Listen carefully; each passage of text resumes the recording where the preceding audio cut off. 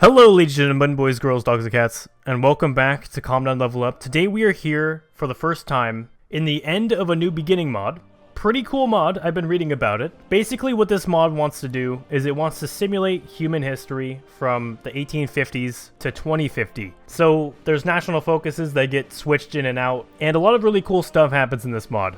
Now, this mod is a bit scripted, so I wanted to see if I could possibly make it change a little bit. So we do have Chaos AI on with every country has 100 threat, creating the world to be at 100 world tension at all times. So we're not only going to see just the stuff that happens in the scripts, we're going to see the stuff that just happens randomly. Now, obviously, 1850s to 2050s is about 200 years, so that's a long time. But I plan on trying to make this a really cool series for you guys, and we can run it as long as we can. Now, this mod is in alpha stages, so it's quite early, and if the devs do see this video and I say something wrong, you could make sure to correct me and I'll correct myself in the next video. But yeah, welcome to a new series, boys. 200 years of Hearts of Iron 4 AI. Let's see what happens. Here we go. But first, of course, this video was brought to you by my patrons. Infinitum Gamer, Jeremy Houston, and the Mad King, especially the Mad King, $25. Thank you very much. If you would like to become a patron, please go check it out in the description. The link is there. Now, I do have debug mode on, so just beware of this guy down here. So the Taiping Rebellion was just destroyed by the Qing Empire, but the Qing Empire is still going to have quite a bit of troubles. I think it's now in the Opium Wars. I'm pretty sure, right? Yeah, the Opium Wars end in the 1860s, so the Qing have to fight off both the French and the British right now, and their full colonial empires. We're basically gonna watch a giant, this is basically when China really starts hitting the fan. And by hitting the fan, I mean like getting dismembered and splattered everywhere, and it's just really gross, okay? Now, Japan is run by a radical democracy. I'm not really sure what that means. There's also no leader portrait for Japan yet. Like I said, this mod is really early, so there might be some quirks about it, some bugs, some things that don't seem finished yet. East India Company white-pieced out with one of the natives. So as you can see here, this is Italy's focus, except it's not Italy, it's the Kingdom of Sardinia and Piedmont. But they're seeking help from Napoleon III.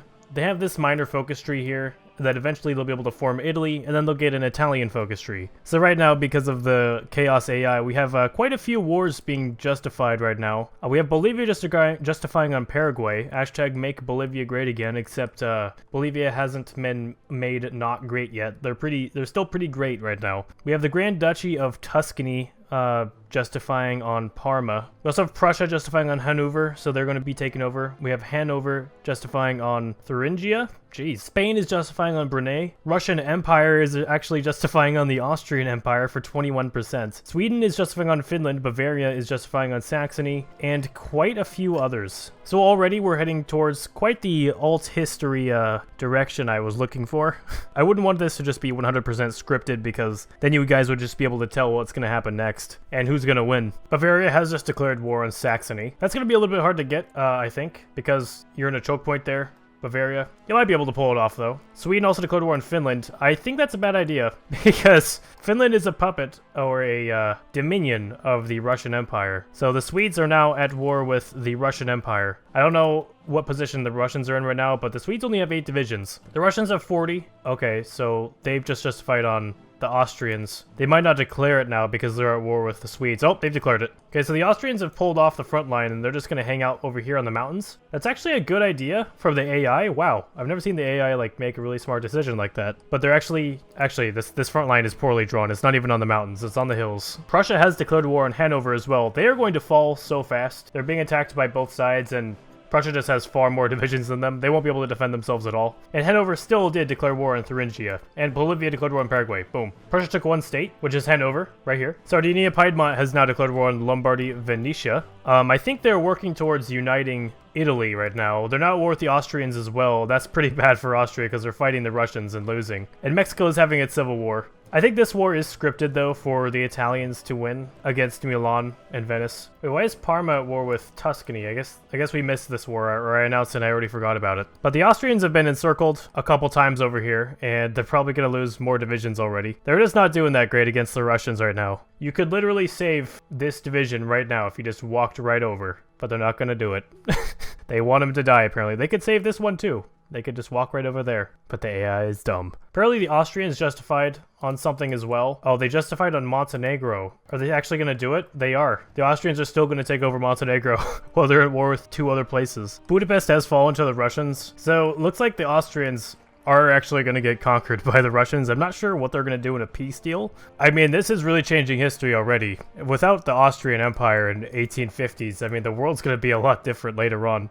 So Bavaria was able to annex these guys over here that they were at war with. So it kind of does seem like Bavaria could be a competitor to Prussia in Germany, but I mean, they do not have the army to compete. They only have the states to compete. Bolivia. What did we talk about? About making Bolivia great again? Didn't we say something about that? Siam, okay, is declaring a war. That's cool. But Bolivia, why do you have no divisions? And your capital's lost. So a coalition fought against Bolivia. I think that happened in real life too, except they took land.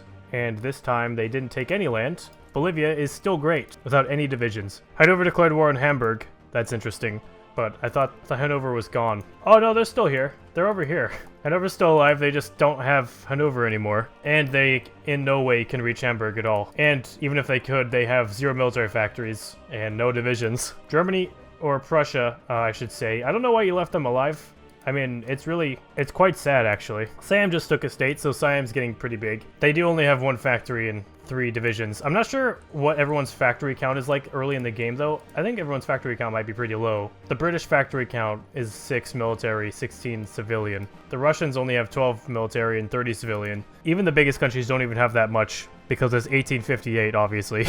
Vienna has fallen to the Russians. The entire Austrian army just stood in a line and just stood there and left their comrades to die. Now Prague is their capital, and it's going to fall to the Russian cavalry, who are just walking around. They'll probably capitulate after Prague falls, and we'll have to see what happens to the Austrians. Oof. Russian Empire took 2 states. It's actually not that bad. I thought they were going to get off with a lot worse. The Sioux declared war on the Nez Perce. Oh, that's sweet. The Nez Perce have 1 division, and the Sioux have 3 divisions. So we have the Native Americans actually going at it. I think these Native Americans might actually die in focuses and in events. But if they don't, then it'd be pretty cool to watch them try to survive the United States. Mexico also just reunited. We also have the Russians continuing to fight Sweden. They'll probably defeat the Swedish here. But I do kind of like what happened here with the Austrians. The Austrians were defeated in a war. They weren't just, like, conquered completely. I mean, they were conquered, but they weren't just annexed like you would think that the normal AI would do. Just a few states were taken, and I think that's pretty spot on to what would happen in this time period. Now Austria is left with a very small army compared to what they had before. Apparently they've peaced out with Montenegro in a white peace. And the Austrians are justifying on, wow,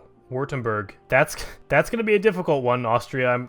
It's got to be said. You got a really small choke point there. So you guys remember in the Opium Wars when East India Company, Nepal, and Kashmir all invaded the Qing Empire from the west and conquer it? I don't, but I think that's why this mod's cool, because it's creating alternate history and it's going to create ripple effects into the future on what can happen and what will happen. Now again, kind of like Austria, the Russians have basically just outmaneuvered the Swedish military. They've all been surrounded, and the Russians are just freely walking through Sweden at this point, and they'll probably capitulate once they reach Stockholm. The Nez Perce were annexed by the Sioux in 1858. That's pretty crazy. Also, Sardinia-Piedmont just declared war on the Duchy of Modena, and Reggio. Jeez, I'm probably saying that wrong, and I'm sorry. And the Duchy of Parma as well, and Tuscany. Italy wants to be united really bad. Parma was annexed, and Tuscany took 1 state. Tuscany snuck that one away from Sardinia. Persia just declared war on Kalat, so that's interesting. The Qajar dynasty is what the Persians are called. If that's not Qajar, please let me know. But they are invading a bit of Pakistan over here, but it's not Pakistan, it's Kalat, and it's independent. And it looks like it's going to be annexed by the Persians. And since they won't be around for the East India Company to invade, that probably will just be a part of Persia from now on, until Persia gets into a war much later on. And this piece of land might never actually be in the East India Company or the British Raj. Nope, they only decided to take 1 state and leave Kalat independent, which is all strange, but good for you, Persia. You took over a country.